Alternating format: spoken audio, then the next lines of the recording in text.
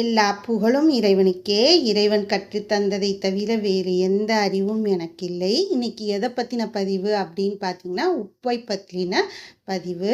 அதாவது ஒரு பழமொழியே இருக்கு இல்லையா, உப்பில்லா பண்டம் குப்பையிலே அப்படின்ட்டு. உணவுக்கு சுவையை சேர்க்கக்கூடியது இந்த உப்பு தான். இதில் பார்த்திங்கன்னா இந்த 4 வகையான உப்புக்கள் தான் நமக்கு உணவில் பயன்படுத்தக்கூடிய உப்புகளாக பெரும்பாலும் இருக்குது. அந்த உப்புகளை பற்றி ஒன்றொன்னா பார்ப்போம். இது பார்த்திங்கன்னா கல்லுப்பு. இந்த கல்லுப்பு பார்த்திங்கன்னா சோடியம் குளோரைட் அதிகமாக முக்கிய பொருளாக இருக்கிறது சோடியம் குளோரைட் தான். இது பார்த்திங்கன்னா கடல் நீரை ஆவியாக்குறது மூலியமாகவோ இல்லை சில இடங்களில் பாறைகளையும் கிடைக்குது.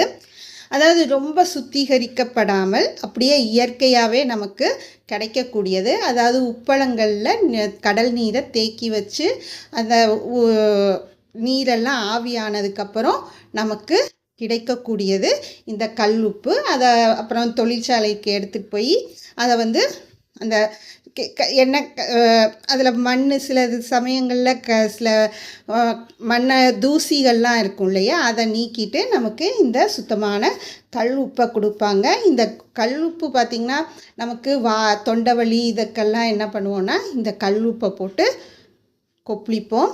இயற்கையாகவே கிடைக்கக்கூடியது இந்த கல்லுப்பு.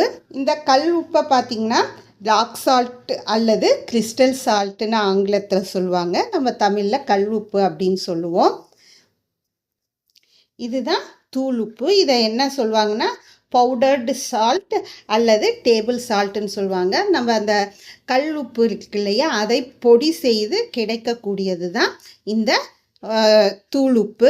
இந்த தூள் உப்பு பார்த்திங்கன்னா சமையலில் பயன்படுத்துவாங்க. முக்கியமாக இந்த பேக்கிங், அதாவது கல் உப்பு போட முடியாத இடங்களில் இந்த தூள் உப்பை பயன்படுத்தி சமைப்பாங்க. இது அந்த பொருட்களில் எளிமையாக கரைந்துடும். அதுக்காக அந்த தூள் உப்பை நம்ம சில சமையல்களில் பயன்படுத்துவோம். முக்கியமாக பேக்கிங், கேக்கெல்லாம் பேக் செய்வாங்க இல்லையா, அது மாதிரி இதுக்கு அப்புறம் இந்த சாட் ஐட்டம்லாம் செய்வாங்க இல்லையா, இதுக்கெல்லாம் பயன்படுத்துவோம். அடுத்த உப்பு அப்படின்னு பார்த்திங்கன்னா இந்த கருப்புப்பு. வாங்க இதை பற்றியும் பார்ப்போம். இந்த கருப்புப்பை பார்த்திங்கன்னா காளா நமக் அப்படின்னு சொல்லுவாங்க. இது பார்த்திங்கன்னா இமயமலை பகுதிகளில் கிடைக்கும் ஒரு கந்தக மனம். இது இந்த உப்பாகும். இது சமையல் மற்றும் மருத்துவ குணங்கள் வாய்ந்த ஒரு வகை பாறை உப்பு. சாதாரண உப்பை விட இதில் இந்த சோடியம் இருக்கு இல்லையா, சோடியம் குளோரைட் கம்மியாக இருக்கும். இதில் பார்த்திங்கன்னா பொட்டாசியம் சத்து, இந்த கருப்பு புல்ல பார்த்திங்கன்னா பொட்டாசியம் ரொம்ப அதிகமாக இருக்கும். இந்த பொட்டாசியம் இது செரிமானத்தையும் மேம்படுத்தும். வாய்வு தொல்லை, நெஞ்செரிச்சல் எல்லாம் குறைக்கக்கூடியது. இந்த உப்பு பார்த்திங்கன்னா அடர் ஊதா இல்லாட்டினா பழுப்பு நிறத்தில் இருக்கும். இது பொடி செய்யப்பட்டு கூட நமக்கு கிடைக்கிறது.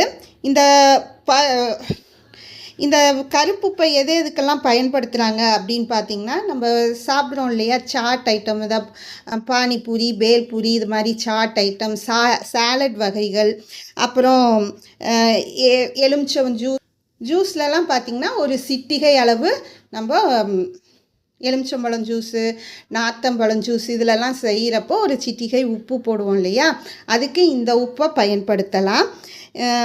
அது மட்டும் இல்லை, இது மருத்துவத்துக்கும் பயன்படுது. இந்த கருப்பு உப்பு பார்த்திங்கன்னா இப்போ இப்படி கட்டியாக பாறை மாதிரி கிடைக்காம தூளாகவும் இப்போ டிபார்ட்மெண்டல் ஸ்டோரில் கிடைக்குது.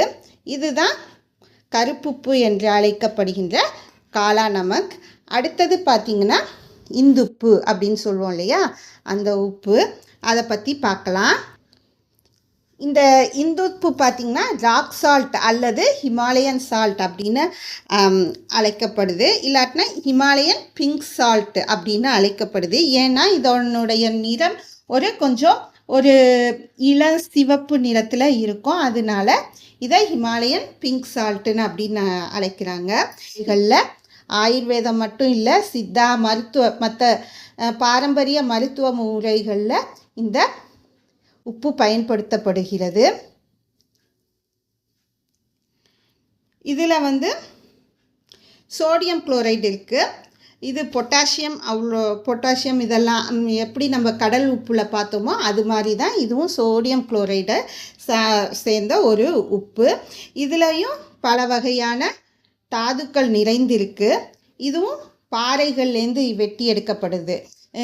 வெள்ளை உப்பு பார்த்தோம் இல்லையா, கடல் நீரை உப்பளங்களில் ஆவியாக்கி எடுக்கிறோம் இல்லையா, அது மாதிரி இல்லாமல் இது இந்த உப்பு பார்த்திங்கன்னா பாறைகளில் வெட்டி எடுக்கப்படுது. எப்படி கருப்புப்பு காளானமுக்கு பாறைகளில் வெட்டி எடுக்கப்படுதோ அதே மாதிரி இந்த உப்பும் எடுக்கப்படுகிறது. இந்த உப்பு பெரும்பாலும் பஞ்சாப் பகுதிகளிலையும் பாகிஸ்தான் அந்த பஞ்சாப் பார்டரில் பாகிஸ்தான் இடங்கள் இருக்கு இல்லையா, அங்கேயும் இந்த உப்பு நமக்கு இந்த உப்பு பாறைகள் கிடைக்குது. அங்கேருந்து இந்த உப்புகள் பெறப்படுது. இந்த உப்போட பேரை பார்த்திங்கன்னா ராக் சால்ட்டுன்னு சொன்னோம் இல்லையா, அப்புறம் பிங்க் சால்ட்டுன்னு சொன்னோம் இல்லையா, அப்புறம் செந்தா சால்ட்டுன்னு கூட சொல்லுவாங்க. அதாவது செந்தா நமக் அப்படின்னு கூட சொல்லுவாங்க. இது சமையலுக்கும் பயன்படுத்தப்படுது, மருத்துவத்துக்கும் பயன்படுத்தப்படுது. முக்கியமாக இது பார்த்திங்கன்னா நம்ம இந்த ஒத்தடம் கொடுப்போம் இல்லையா, வெள்ளை உப்பை வச்சு கல் உப்பை வச்சும் நம்ம கொடுப்போம். இந்த உப்பை வச்சு ஒத்தடம்லாம் கொடுக்குறப்ப கொஞ்சம் நல்லா கேட்கும்.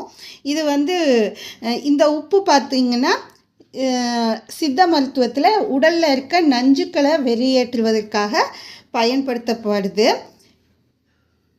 இது வழக்கமான உப்பை போலவே பயன்படுத்தலாம். இப்போ இந்த உப்பும் பார்த்திங்கன்னா தூளாக எப்படி வெள்ளை உப்பு தூளாக கிடைக்குதோ அதே மாதிரி இந்த உப்பும் தூளாக கிடைக்குது.